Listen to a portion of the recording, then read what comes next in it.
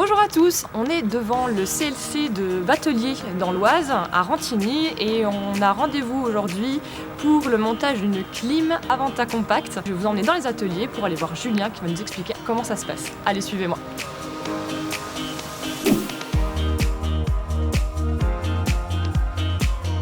Bonjour Julien.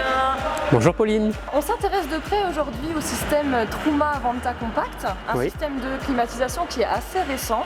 Tout à fait. À qui ça s'adresse? Alors ça s'adresse principalement aux gens qui ont des vannes ou des petits camping-cars. On a voulu créer une climatisation pour les vannes parce que c'est un marché qui est en plein boom et Truma a mis en place une climatisation qui est très compacte, qui prend peu de place à l'intérieur avec un diffuseur très compact aussi et qui a une puissance qui est tout à fait appropriée à ce type de véhicule. C'est les équipes de CLC de Rantigny qui vont faire l'installation sur un fourgon que voilà, qui est un fourgon Bavaria. Combien de temps ça prend à peu près de faire une installation? Alors il faut savoir que l'installation c'est pas une donnée fixe. Elle va vraiment dépendre du véhicule qu'on va avoir en face. Parce que si on est en face un van, un camping-car et suivant les équipements qu'il va avoir ou suivant comment il fait le toit, ça va vraiment jouer sur le temps de pause. Donc on ne peut pas vous donner un temps de pause prédéfini. Après il faut savoir quand même que Truma a développé un cadre spécial fourgon qui permet d'avoir une pause bien plus rapide que d'ordinaire. Et grâce à ce cadre, on assure une étanchéité parfaite du toit. Quelles vont être les grandes étapes de l'installation? Tout d'abord, il faut déterminer à quel endroit on va positionner la climatisation. Donc en général, s'il y a un lanterneau sur l'arrière, on vient la mettre à la place d'un lanterneau 40-40. Donc on démonte ce lanterneau. On nettoie le joint pour que ce soit parfait.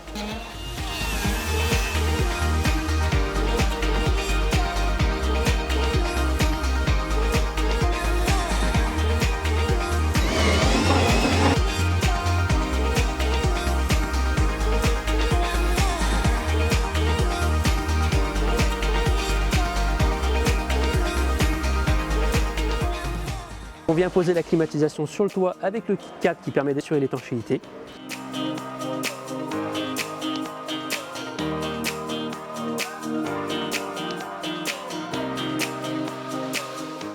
On vient ensuite verrouiller la clim par-dessous avec un jeu de plaques métalliques. Et ensuite par-dessus, on vient de ravisser le diffuseur. Vous nous montrez comment ça marche? Bien sûr, suivez-moi. Donc on a deux possibilités pour pouvoir piloter la Avanta Compact. On a soit à partir du panneau de commande CP+, où on peut simplement choisir d'activer le chauffage ici, la climatisation ici, ou on peut aussi sinon venir piloter la clim indépendamment par sa télécommande déportée. À savoir qu'on aura quelques fonctions supplémentaires avec la télécommande par rapport au panneau de contrôle. On va choisir la température avec ces deux boutons et le mode de fonctionnement. On va lui demander une température de consigne de 20 degrés et cette dernière touche permet de choisir la vitesse du ventilateur. Lorsqu'on active cette fonction, la ventilation va passer en mode nuit et on va énormément descendre la sonorité de la climatisation. Donc ça permet de pouvoir dormir bien plus confortablement. Est-ce qu'on a l'assurance d'avoir une ventilation, une climatisation dans toute la surface du véhicule? Oui. On a un diffuseur extrêmement performant qui permet de pouvoir envoyer l'air vers le bas, vers l'avant, vers l'arrière et qui comporte 4 bouches indépendantes. Donc on peut très bien choisir si cette bouche, je veux l'envoyer à gauche, à droite, au centre. Si on envoie l'air vers le bas directement ou si on le propulse vers l'avant du véhicule. Et pareil pour l'arrière. Le système de climatisation peut se piloter aussi via l'iNet de Truma. Également. On peut le piloter comme on peut piloter le chauffage. Donc on peut passer en mode climatisation, activer la climatisation et lui demander quel mode, quelle température, quelle vitesse de ventilation et ainsi de suite. Donc ça a quel intérêt ça quand on a d'une part le panneau, la télécommande?